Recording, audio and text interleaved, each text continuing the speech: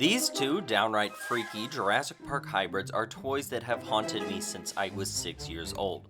Do they live up to my childhood expectations? Or should they have stayed extinct?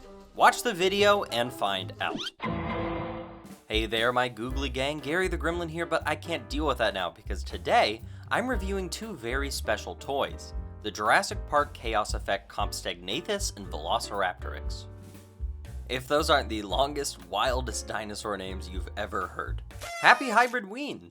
This is going to be our last video in this October series as I'm officially out of scary monsters and super creeps to review. Well, that is except for the D-Rex, but I've sort of already talked him to death. Getting right on into it, these two are oddities from one of the farthest flung corners of the franchise that I've had my eye on for a long time. The type of toys you can only hope to find by visiting the Electronic Bay. These toys hail from the 1998 Kenner toy line, Jurassic Park Chaos Effect. This was a line mostly consisting of repaints from the Kenner Lost World line, though there was a smattering of completely new sculpts released and unreleased. If you've ever heard of the famed Ultimasaurus, well, this is where that design originates from. Though Ultima might get all the press for being the most feared and famous, I've always mourned the loss of this Eupocephalus. It just looks so darn cute and roly-poly. Two mutant toys that managed to survive eventual cancellation and actually made it to the light of day were this conniving Compstegnathus and the delightfully devilish Velocirapteryx. And to really set the scene, let me remind you, gang, this was pre-everything we know today about Jurassic hybrids. Today, hybrids and mutants are a dime a dozen. Back then, however, in 1998, there was no Indominus Rex nor Indoraptor. Jurassic World was just a speck on the distant horizon because hell, Jurassic Park 3 wasn't even in development yet. These were the first hybrids to rock up in the Jurassic Park scene, and considering that, it's crazy how immediately insane they were. Rather than ease us into the concept of hybrids, they kicked down the door wearing Dayglow war paint and zero shame. Neon colors and designs so extreme they border on abstract and otherworldly. Comparing these with the first series Kenner Raptors, it's such a strange divide. Those ones had wrinkly skin and fine detail, but these are all smooth and sleek. It's a completely different world. Crazy to think that these toys were only separated by 5 years. It's wild that Compstegnathus and Velocirapteryx are actually two of the more relatively tame color scheme-wise. There's far wilder monsters out there. I have to admit, this is how I like my hybrids. Cartoony and ridiculous, I think, is the right way to go, and controversial take, probably not in the movies. I don't know, have the hybrids and mutants be something silly for a kid's cartoon, like the cancelled one that was supposed to tie in with his toy line. Yeah, that was a whole thing. What do you guys know about Doomsday Rex? That almost happened. Talk about jumping the Megalodon. These two out of the whole line work the best for me. Strange and scary, but not so far off the mark that they're off-putting.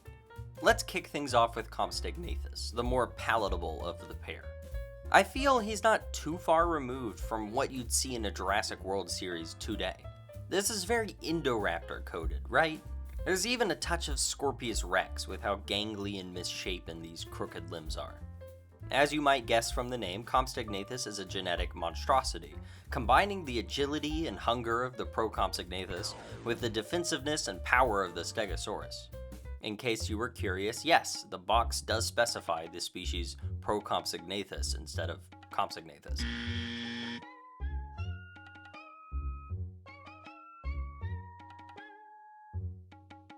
Also, I guess some tree frog DNA is knocking around somewhere inside him as well? Sure. I find this such an effective and cool dinosaur design. I adore this approach to making a hybrid. Just take the coolest attributes from each dinosaur and mash them together. It doesn't matter if it doesn't make any sense, forget about it. For all intents and purposes, this is just a raptor with a sick paint job and a Stegosaurus's plates and tail. He's wearing a Stegosaurus costume for Halloween, that's all this is. And I really love it. Wow. I especially love this beautiful sand green. LEGO fans, you know the one. Combined with the bright yellow and crisp blue against that glossy black, it's excellent. With such angular stripes and jagged outlines, it screams aggression and anger. I fear this is the perfect character design for an angry, mean dinosaur. Speaking of paint though, my copy has seen better days. There's random scuffs all around, but the only one that actually really bothers me is this big one right here on the moneymaker. I do really appreciate that classic Kenner JP logo though. One could say there is a double helix in the sky tonight. That was a subtle little reference to the 1977 Steely Dan studio album, Asia, the best album ever made. As I was saying, it's eBay, so you get the condition you pay for. I could have paid $10 more for a better condition copy, but I didn't, and instead I'll use that $10 to buy a hamburger or something. I haven't decided yet. Speaking of hamburgers, this guy could use one. He's skinty. He may not weigh much, but he is a good size. Size comparison time. To the top of the back, he's right around 4 inches tall, and from snout to thagomizer, about 10 inches long. Here he is first with Action Master Grimlock, fellow Hybridween friends, the superposable Indoraptor and the Destroy and Devour Indominus Rex, the Council of Raptors, and some 1/18th scale human characters. I think it's pretty clear to tell from looking at him that he leans more on his pro-Compstegnathus side when it comes to genes. So he should realistically be a lot smaller when compared to human characters, but you know what, this is alright. For a critter such as this, it's good. He has got this really weird gimmick, however, or as I like to call it, his tongue crime. Pushing this big orange spike forward causes him to retch out this weird traffic cone orange tongue. Then you press this extremely conspicuous button on his back, which causes the tongue to shoot back in at lightning speed, flapping his jaw around as he does so. What are we doing here? What is this? It's too strange and too far out there, which is saying something for this line. Just as a gimmick, it does essentially nothing. What, you can grab a figure with it and then pull them back to its mouth? That doesn't work and it doesn't make sense. What's the point of a grabbing tongue if it's only grabbing something 3 inches in front of your mouth? There's a little blurb on the back of the box that explains that their tongues lash out and wrap around unfortunate prey, dragging them into the range of razor-sharp teeth and sharp tail spikes. I don't know about that, buddy. This tongue's got a range of what, like an inch out of the jaw? I don't think that'll be dragging prey in, more like maybe tickling them. It's like that one time Batman had that random little glove thing that just barely extended his palm by an inch. Anyone remember that? This gimmick is entirely everything bad about the figure. Every single problem with this figure is cast in orange plastic, like a tiny little Halloween curse. Everything in every other color is great. Posability is rather basic and a little awkward. For starters, it can really take some persuasion to get him to stand. You're going to need to go for a quadruped pose for sure. That's what this long extended arm is for. But also, these limbs all have issues with each other. You can't move the arm back without hitting the leg, and you can't move it forward without hitting the jaw. It's a tightly packed cluster of uncooperative, gangly limbs. Each limb just has a simple rotation at the shoulder or thigh, respectively, and the tail is on a swivel. It's also made out of this very bendy plastic, but since there's no wire or anything to speak of, it won't hold in place. Last is that mouth, which is just on a very loose flapping joint, so it can work with the licking gimmick, but it can't actually stay open. It's all fine though, cause, there are some Kenner toys that are just complete bricks with zero posability to speak of, so this is fine by me. The sculpt work is rather minimal, but I think just as effective. There's no skin or scale detail to speak of, just these flat surfaces and the occasional contour line. I really like the outlining of this rib cage as well as these defined muscles on the legs. Overall, I'm very happy with this creep. He's got such a strange, evil, conniving energy. This is so far removed from actual dinosaurs that there's no chance of me being disappointed that it's not paleo-accurate. Paleo-accurate to what? This guy is pure nightmares, he's not anything real. This isn't paleo-accurate, this is chaos-accurate. He looks like the treacherous second in command that would be serving some evil king.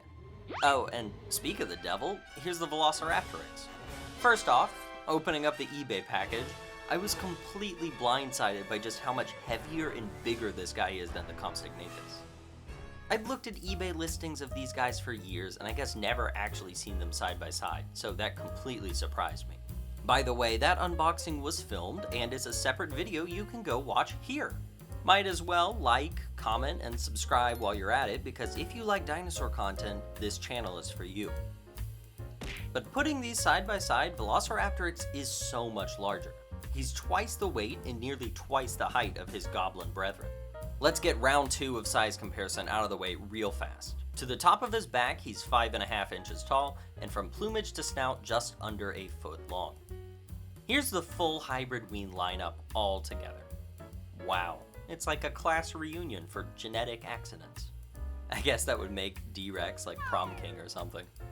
One more time, same as it ever was, here's Velocirapteryx with Action Master Grimlock, the Superposable Indoraptor and the Destroy and Devour Indominus Rex, the Council of Raptors, those same 1/18th scale human characters, and last, his main man, his little buddy, the Compstegnathus. This guy is the highlight out of the two for me, all regal and evil like a tyrannical bird.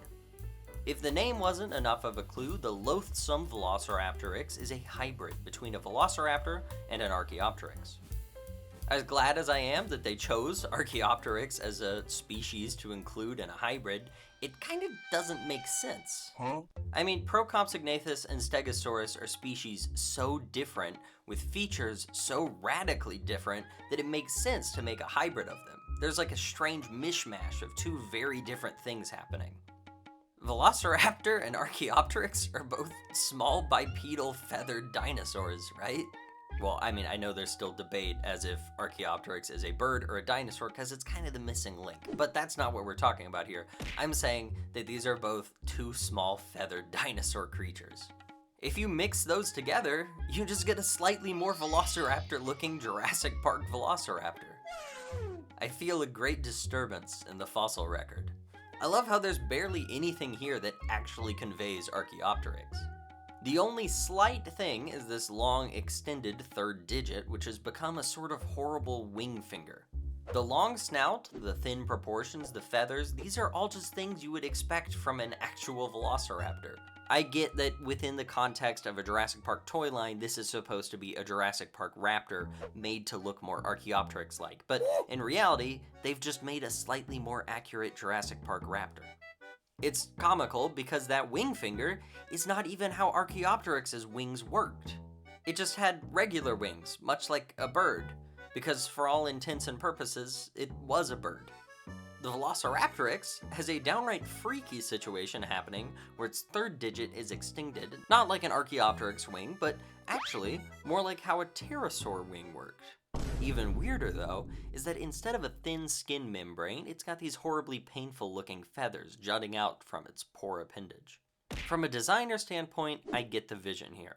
Velocirapteryx is a hybrid of Velociraptor and Archaeopteryx in name only, because actually observing it and looking at how this bone works, it seems to be a hybrid between Velociraptor and a pterosaur, like some mutant pteranodon. Where have I heard that before? Beyond the designer's clear paleo misunderstandings, this thing is still amazing looking. Biologically offensive and visually iconic. That color scheme is perfection. The crisp color sings so clearly, and the color selection is so great.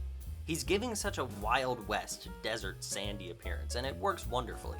Here, we can fully see what the logo from the Compstegnathus was supposed to look like, as the DNA strand hasn't been rubbed off at all.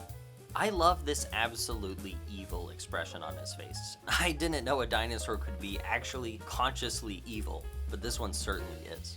That head sculpt has so much anger and maliciousness in this crooked snarl. It's sublime. It's great to appreciate that all the claws and every single last feather tip has been fully painted. Even the mouth, every single tooth, has been fully painted as well. You just can't beat the level of detail Kenner applied to their toys. It really was tops. I really love this plumage on the end of the tail. It looks especially great. But then, I wish he handled half as good as he looked. The awkward clashing limbs the Compstegnathus had are dialed up to 11 here, with a big thick feet and these long flappy wings. Combine that with an awkward gimmick and you've got a piss poor handling experience where it's just fighting you the whole damn time. By pulling his right leg backwards, it causes the head to bite downwards, and theoretically, a sound effect in an arm slash. The arm slash only really happens if you're able to help it, since it's much too long and it's always stuck on the back leg. The sound is so feeble that you can just barely hear it.